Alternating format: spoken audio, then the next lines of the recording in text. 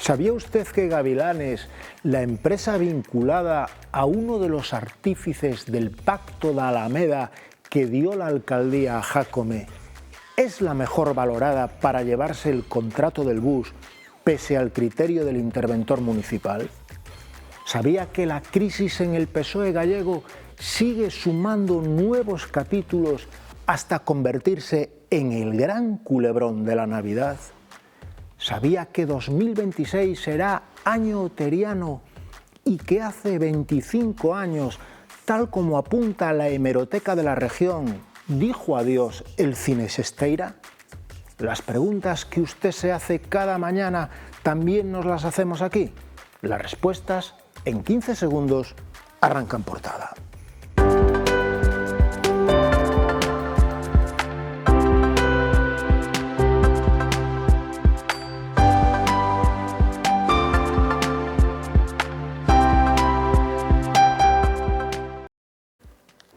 Buenos días, señoras y señores, bienvenidos al programa 2507 de En Portada, un espacio que aborda la actualidad ourensana de la mano de nuestros contertulios. Pero antes, como es habitual, repasamos la portada de la región, cuyo titular principal dice así: bajo sospecha la puntuación que favorece a Gavilanes en el bus urbano.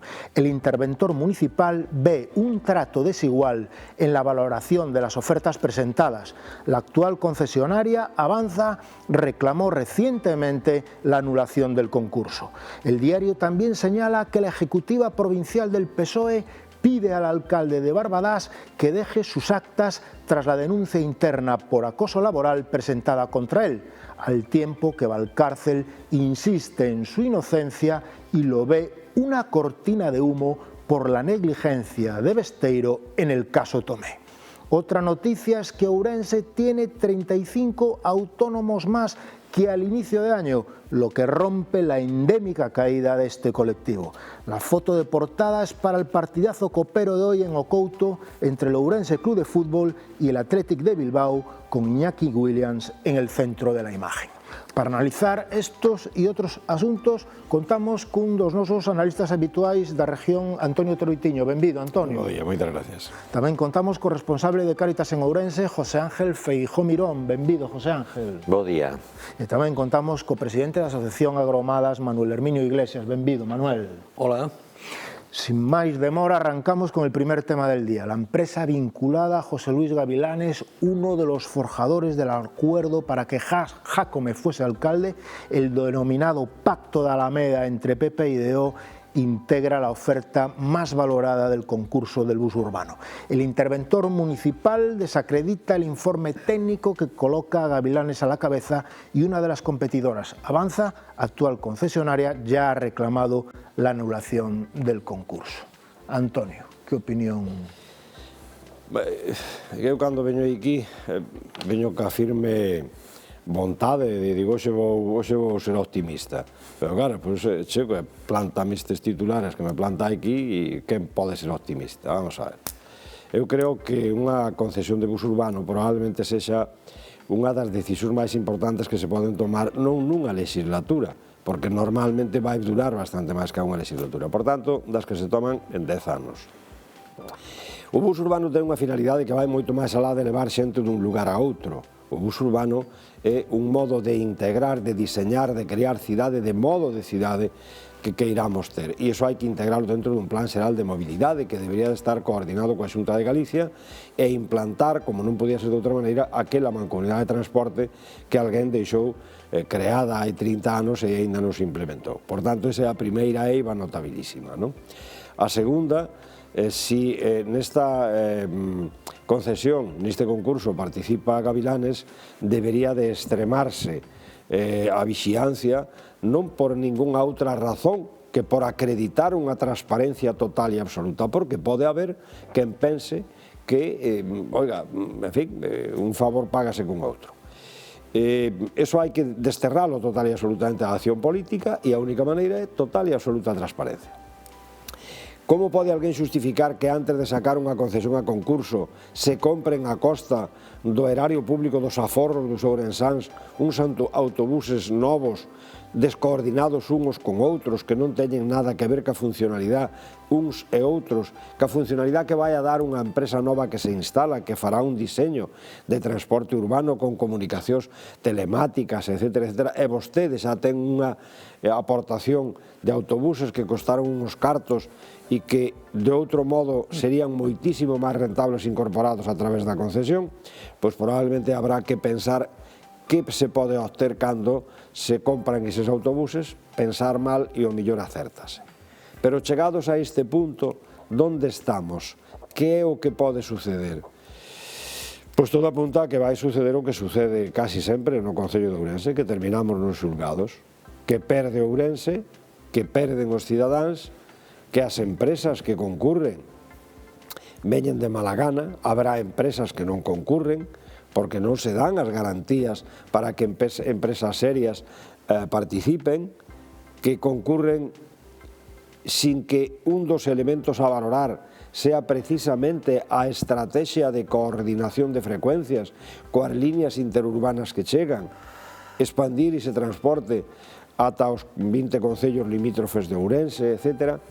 Todo eso fai que isto, se sae ben, é unha mamarrachada, e se sae mal, é un custo adicional para os ourensás. Mire, ou introducimos de unha vez na lei a responsabilidade patrimonial de aquelas cuestións que se fan de modo ilegal, irregular, que recaian nos rexidores que adoptan as decisións, ou isto non vai por bo camiño. Pero habrá que ver de quen son as responsabilidades, porque as responsabilidades non é só de quen toma esa decisión, sino de quen permite que esa persoa este en disposición de tomala. É dicir, que recibe os apoios necesarios para poder facer modificacións orzamentarias, etc., etc., etc. José Ángel. Eu non me atrevo moi ben a emitir un xuicio pleno sobre esta cuestión. Primeiro, non coñezo o concurso, non sei as bases do concurso, vexo que, bueno, que hai moita liorta co concurso este e parece unha cuestión ben complexa. Faría fincapé neste último que acaba de decir, que é a responsabilidade dos gobernantes. É dicir, é moi fácil, e vémolo no noso Concello, vémolo na política nacional, é moi fácil tomar medidas e despois o que veña detrás que pague as multas, que sempre as pagan os cidadáns, non? Entón, a min é o que me fai como cidadán da pé que non coñezo os intríngulis, digamos, dun concurso tan complexo como debe ser o do bus urbano, porque ten que ser moi complexo. Entonces, ou se nos explica ben e se nos aclara ben para farnos unha idea, ou se non, meternos nos intríngulos dese concurso debe ser sumamente complexo. Eu sí insistiría nesto, non? Na responsabilidade, ben sea dos que toman esa decisión, ben sea dos partidos que os apoian, ou non sei como, porque claro, eso xa o vimos aquí no noso Concello, non? Alcaldes anteriores toman determinadas decisións e despois xa hai un fallo xudicial e hai que pagar unha multa. E xa sabe Dios onde vai xa o alcalde, xa o pagamos os cidadáns. E isto vémolo igual na política nacional, non? Entón, eu aí sí que faría fincapé neso, en que a responsabilidade persoal tamén dos que son capaces de tomar unha decisión, porque as leyes ás veces son claras e cando se fai un concurso supoño que hai unhos medios legais de valorar eso, se está ben feito ou está mal feito, non? Pero, entón, eu xa digo, sin ser capaz de entrar a fondo nos intríngulis do concurso como está feito, pero creo que hai que, por un lado, unha claridade, por outro lado, unha responsabilidade. Manuel. Bueno, vamos a ver, eu estive 2 anos levando o tema dos autobuses e me vin, naquele momento, pois tuveme que poñer o día e mirei o pliego da concesión, lerme o pliego completo, buscar un pliego inmenso, no que realmente se marcaban as líneas, se marcaban o número de líneas, o número de autobuses e se exigía a empresa que ao empezar o concurso, para empezar a coller o tema, tiña que plantear a flota de autobuses nova de todo a cargo da empresa, que foi o que se fixo nese momento, que neste caso os que estuveran anteriormente. A mí o que me parece rarísimo é que no medio do partido se cambien as normas. ou al menos quixera ver o pliego, que os ciudadanos debíamos saber un pouco que pliego de concurso hai aí, porque se realmente había unhas líneas colocadas e se cambia todo despois, fai un mes e pico, 2 meses, non? Automáticamente iso vai ser motivo de nulidade. Acabo de falar con unha persona, fai un pouco antes de entrar aquí, con unha persona que estaba en ese tema, dunha empresa das anteriores, e me dice, eso vai camiño da nulidade completamente. Pero quen vai pagar a nulidade? Vamos a pagar os ciudadanos? Porque todo isto, o que non pode ser facer presentar un pliego de concurso e cambiar as normas no medio do concurso. E isto foi o que pasou. Entón, todo isto vai a traer consigo un derrame que ao final paguemos os ciudadanos, porque resulta que ao que lle dan ao concurso tamén pedirá danos e perxuicios e empezarán todos estes líos e acabará, eu non sei como vai acabar este asunto, pero o tema vai ser bastante complicado. Ben é verdad que os autobuses se levaban 16 anos, creo recordar, en precario. Queres dicir, ao estar en precario, a empresa non tiña máis que a obligación de facer as líneas e pagar aos empleados, porque o demais corría reparacións e demais corría a cargo do Concello. Isto non ten moita explicación. Se na anterior concesión que se fixo, que fora por 10 anos e foi prorrogada, non? Foi prorrogada por 5 máis, se na anterior que se fixo, se exigía os autobuses poñer tarxetas, autobuses, sistema electrónico, paneles, etcétera, etcétera. Ahora se tapou todo, se cambia todo, non sabemos en que condicións se adjudica. E ainda fai un mes pedía cuartos para comprar 4 autobuses máis. Bueno, é que non entendo o que está pasando aquí, é realmente todo moi oscuro. Eu creo que a oposición no Concello tiña que ser moito máis belixerante e plantear que se quiten a luz pública este tipo de cuestións. Porque isto vai ter un coste ao final que pagamos, como decía Mirón antes, pagámoslo todos. Dentro dun tempo apagará, non, anulas a concesión. Bueno, ahora, veña, estamos con líos todos completos. E tamén saber o plazo que ten de tomar a concesión e as obligacións que ten a concesión. Porque eso estaba marcado antes no outro pliego, pero detalle por línea. Incluso poñía horarios, que é curiosísimo. E agora non sabemos nada. As xudicas hai que... Pero non sabemos máis nada, non sabemos nada. Eu creo que a oposición tiña que facer un traballo fuertísimo no Concello para quitar a luz esas cousas. Oye o touro que che ven ahora, Antonio. El culebrón del PSDG vivió ayer un nuevo capítulo. La dirección provincial del PSOE orensano pidió ayer al alcalde de Barbadás, Xosé Carlos Valcárcel, que deje sus actas tras la denuncia interna por acoso laboral que había hecho pública anteayer el secretario general del partido en Galicia, Xosé Ramón Besteiro. Valcárcel insiste en su inocencia y lo ve una cortina de humo a raíz de la gestión, según él, negligente del caso Tomé por parte de Besteiro. El caso Tomé es un escándalo sexual sustanciado por 6 denuncias internas de acoso sexual vinculadas al expresidente de la Diputación de Lugo y actual alcalde de Monforte, José Tomé. Medio millar de alcaldes y militantes, entre ellos los expresidentes Laxe y Touriño, la alcaldesa de A Coruña, Inés Rey, o el propio Valcárcel, han firmado un manifiesto que cuestiona el proceder de la directiva socialista encabezada por Besteiro en este caso. Besteiro reunirá a la ejecutiva socialista el lunes para callar las críticas. Más o menos non sei como se pode resumir todo isto en 30 segundos. Unha guerra interna. Eu tratei no de facer. Unha guerra interna de Que opinión? A ver, é ben difícil, pero hai un problema de fondo gravísimo e hai unha organización que ven estando en estado de guerra en Galicia dende fai moitísimo tempo, que ven aproveitando as circunstancias que se producen dentro do partido para laminar o compañeiro, que ni siquiera é o adversario, e fala alguén que foi víctima desa situación hai moitos anos, e dende logo non falo dende o resentimento e dende logo non falo tampouco dende a pérdida de condición ideológica de socialista, sí de militancia. Non son militante do partido e, por tanto, opino desde fora como un ciudadano calquera. Pero vamos a centrar o tema nos aspectos que son importantes. E aquí o importante é dúas cuestións, creo que en exclusiva. Por un lado, persoas que poden ser víctimas de abusos, ben sexan sexuais ou laborais, e por outro lado, as institucións. E vamos a ver como somos capaces de protexer as dúas cuestións, porque están en risco as dúas cuestións. A primeira delas, eu creo que para protexer as víctimas, nada mellor que os tribunais, porque son os órganos que finalmente toman decisións, máis ou menos ecuánimes, pero decisións que hai que acatar. Por tanto, ter coñecemento de que alguén foi víctima de un abuso, todos os días vemos que se anuncia desde as institucións que se alguén de nós temos coñecemento de un abuso, chamemos a un teléfono concreto e determinado para denunciar ese abuso, inda que non sexamos nosas víctimas e inda que nin siquiera sexa no noso entorno familiar máis próximo. Pero poñer en coñecemento da autoridade judicial ou da autoridade administrativa para que finalmente o traslade á autoridade judicial que existe ese abuso.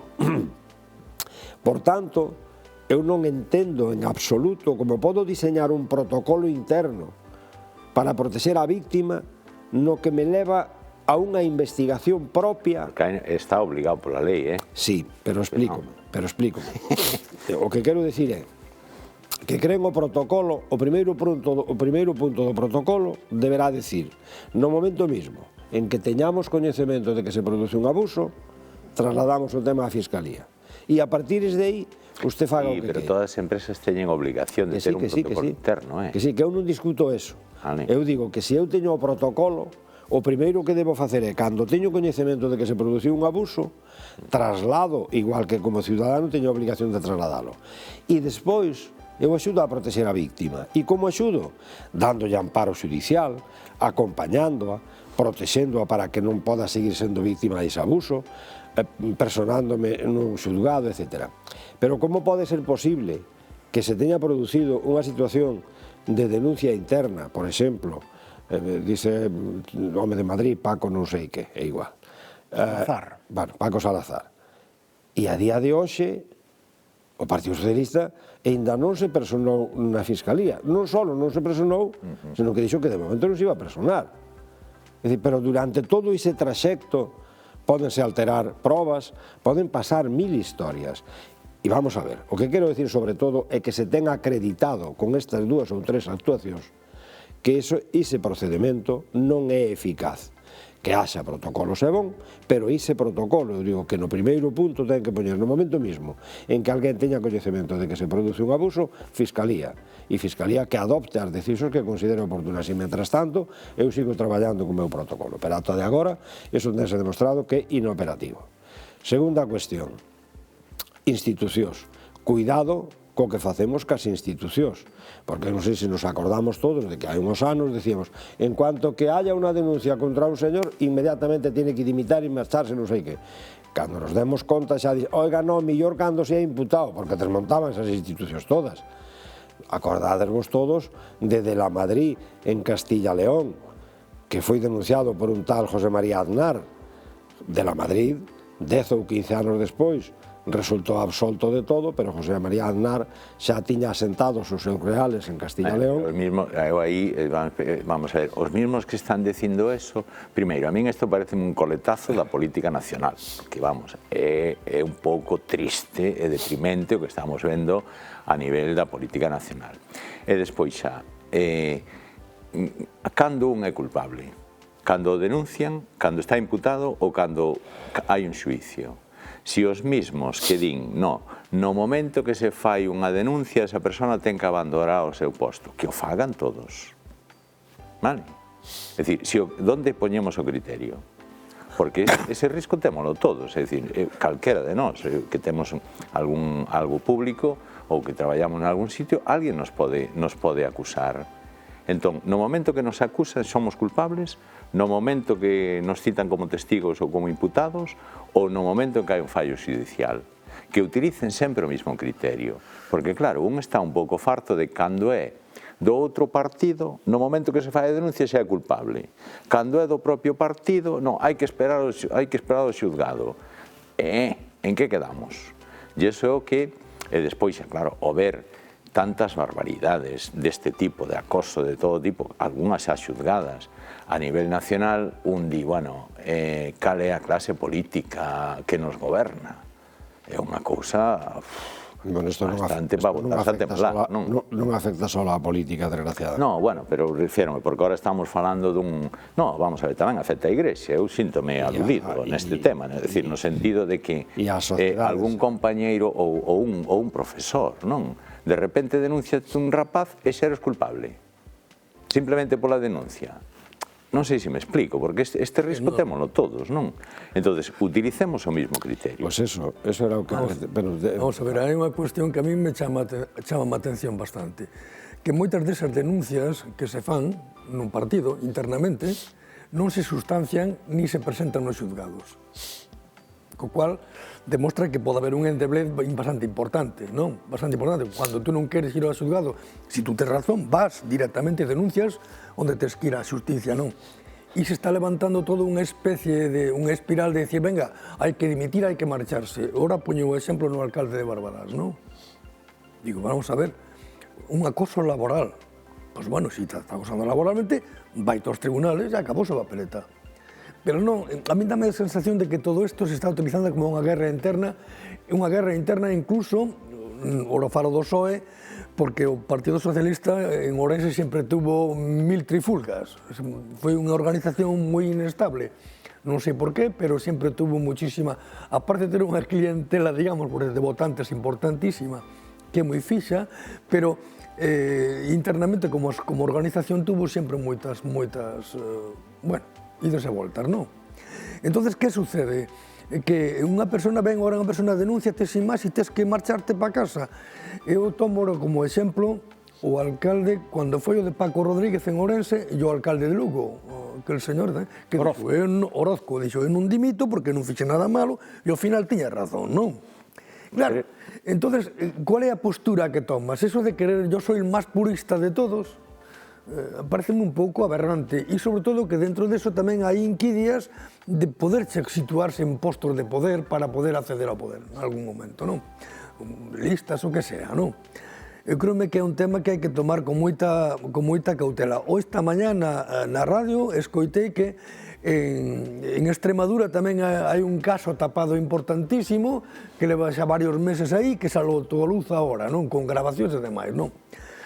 Vamos a ver, eu comprendo que nos humanos, os seres humanos, os homes, a veces temos posturas que viñamos arrastrando de tempos atrás que, bueno, dicías un piropo a un rapaz, oxe, cualquera cosa que digas, tes que ter muchísimo cuidado. Pero si tú estás defendendo o criterio, si tú estás defendendo o criterio que no momento que alguén te fai a denuncia tes que irte, o que non podes facer e despois xa non faelo ti. Non sei se me explico, non? Hermana, yo te creo. É dicir, se no momento en que alguén te acusa, tú estás defendendo o criterio que te vas, pois valo ter que aplicar. Claro. A ti é por demais, non? A mí eso parece un pouco excesivo, é dicir, recoñecendo que hai que protexer as persoas que realmente se sinten acosadas polo que sexa. Teño, vamos, nesa defensa vame encontrar sempre. Ahora, basta simplemente unha denuncia. Este é o tema, é dicir, onde poñemos o criterio? Porque se eu defendo eso, despois xa teño que aplicar a min. E non pode ser, como este caso, que deixa a Diputación, pero non deixa a Alcaldía. Bueno, isto é un chiste. Bueno, pero eu poño o caso no alcalde de Barbadas, que é un tema de acoso laboral. O sea, a mí pareceme que hai un montón de imprudencias terribles. Primeramente, se ti te denuncia alguén, o normal é que antes te chamen e che digan, mira, a denuncia é esta. E non que te digan, tens que te marchar porque te denunciaron. Pareceme que xa iso un excesivo. Claro, vamos a ver, eu creo... Unha falta de criterio, de actuación, mínimamente con decoro, non? Eu creo que me expresei razonablemente mal, por o que vexo. Cando empecé a intervención dixen, cando haxa un caso de denuncia do tipo que sexa, a los tribunales. Os tribunales teñen que ser rápidos e probablemente haxa que dotar de moito máis personal para estas cuestións, crear xulgados específicos para que se produzca unha medida cautelar inmediata, no sentido que sexa, e lo dicten los tribunales. non pode ser que un partido político, unha organización eclesiástica ou quen lle parezca, investigue estes asuntos. Estes asuntos son constitutivos, presuntamente, de delito incluso contra dereitos fundamentales. Por tanto, quen debe investigalos son os tribunales. E as organizacións o que deben e poden facer é habilitar procedementos para protexer as víctimas, pero a denuncia formúlese con carácter inmediato, porque teño a sensación de que as organizacións humanas, sexan do carácter que sexan, teñen tendencia a operar de acordo cos seus intereses ou cos intereses da persona que as dirixe. E, por tanto, non sempre eses protocolos surten a efectividade de protección á víctima, porque se estamos vendo que hai casos que se denunciaron hai non sei canto tempo e non se actuou, vai a protocolo de mis narices, é dicir, moito mellor non telo. Por tanto, denuncia, posta en coñecemento da Fiscalía, organización, acompañar á víctima, asesoramento, pagarlle un abogado, estar alerta para que non se podan seguir producindo os abusos, etcétera, etcétera. E decía antes, pero cuidado, hai institucións que representan aos ciudadanos que lle votaron e aos que non lle votaron e que hai que gobernalas. Non vai a ser que estemos tan rápidos, como decía, como pasou con De la Madrid, como pasou con Orozco, como pasou tantísimos e tantísimos cargos institucionales que foron apartados por as súas organizacións e finalmente foron absoltos. E quen lles devolve aos ciudadanos a xestión que non se fixo e quen lle devolve a ese cargo público o seu honor e, cuidado, a súa vida personal. Pudo causar, evidentemente, unha ruptura familiar, pudo producir uns danos irreversibles. Por tanto, eu quería poñer en valor esencialmente o que me parece que é un camiño moito máis eficiente que é o da actuación da xustiza dotando aos tribunales, primeiro de tribunales de xulgados específicos, igual cos de violencia de género, e que actúen, podan actuar con dilixencia.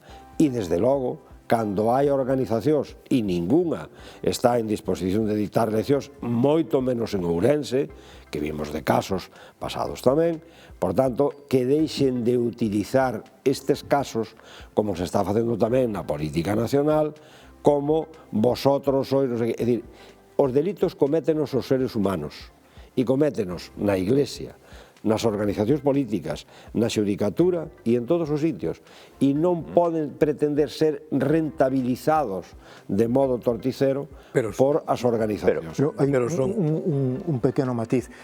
Non están, ademais, por cuestións políticas, correndo o risco, por moi negativo que seña o acoso laboral, de equiparalo cun caso de acoso sexual, que corremos o risco tamén de mesturar os tipos de presuntos delitos. Total e absolutamente. Na prensa de hoxe ven un apartado dicindo que no caso de Errejón se pide que se anule, que non hai sustancia para abrir un proceso penal.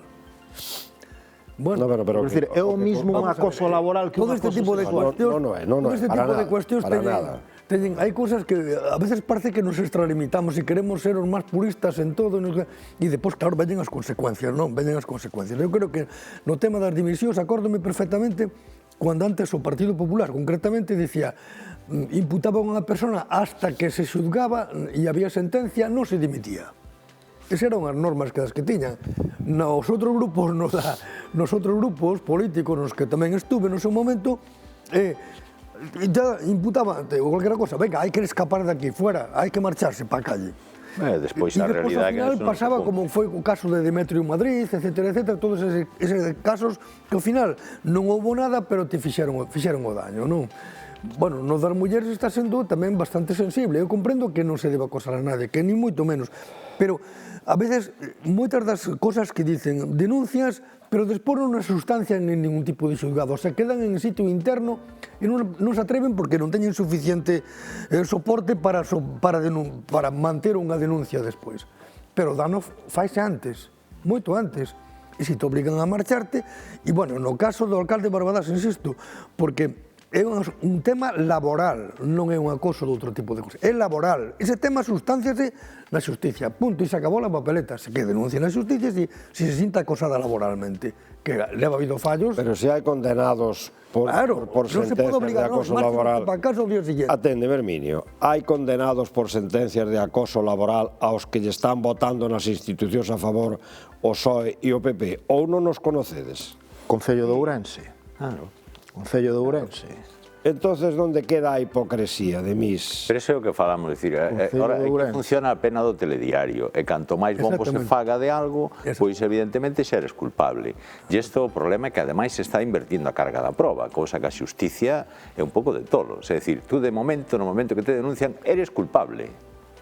É dicir, que isto é como cambiou todo este procedimento no acoso sexual. Ante a opinión pública... Non só ante a opinión pública.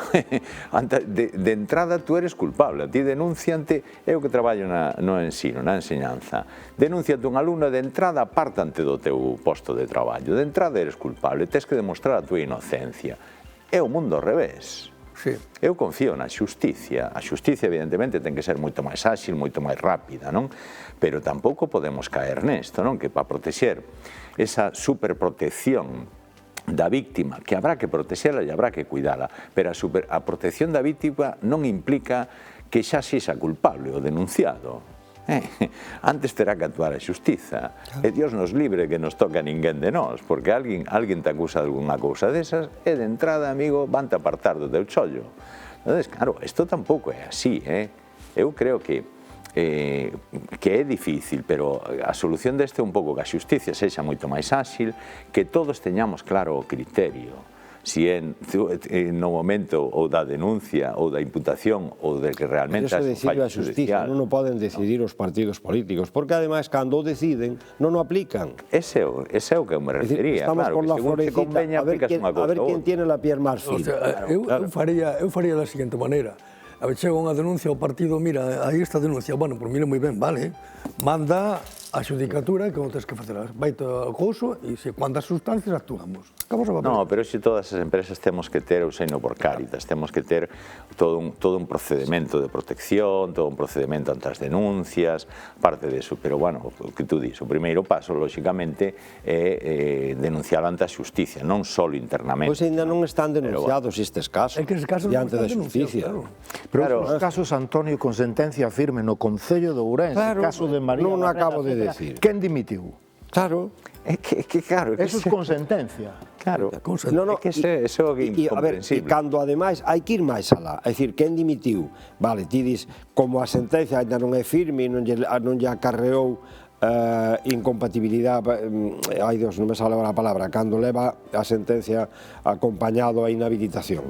Como ainda a sentencia non é firme, non hai inhabilitación, de momento sigue exercendo. Pero, e quen posibilita eso neste momento?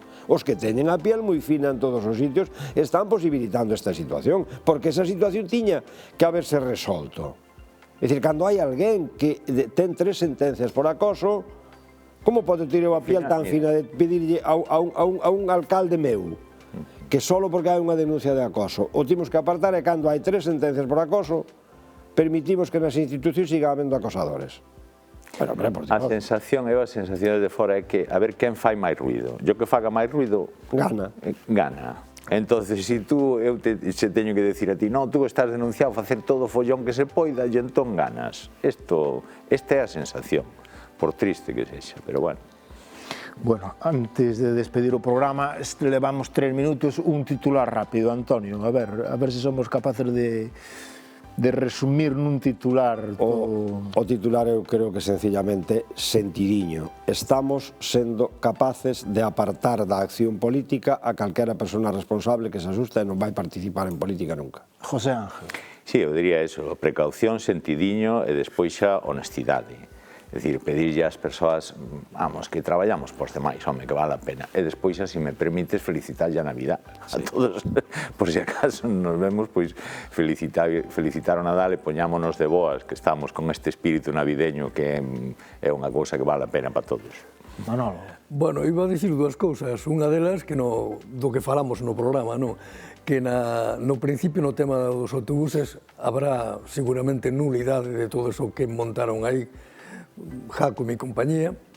E segundo, no tema outro, comparto o que dicen os demais, sentidiño, sentido común, e se alguén se sinta acosado ou ten denuncias, que se vaya á xustiza e como ten que ir. E nada máis, felices festas. Como seguramente non vamos vernos antes ou posteriormente, pois felices festas. Felices festas. Pois ata aquí en Portada. Non esquezan que poden seguir minuto a minuto o que ocorre na nosa cidade, na nosa provincia, na web da región, a región.es. Agardo desde aquí, mañán, ás 11:30 horas. Eu despedireime mañán dos nosos telespectadores. Moitas grazas por seguirnos.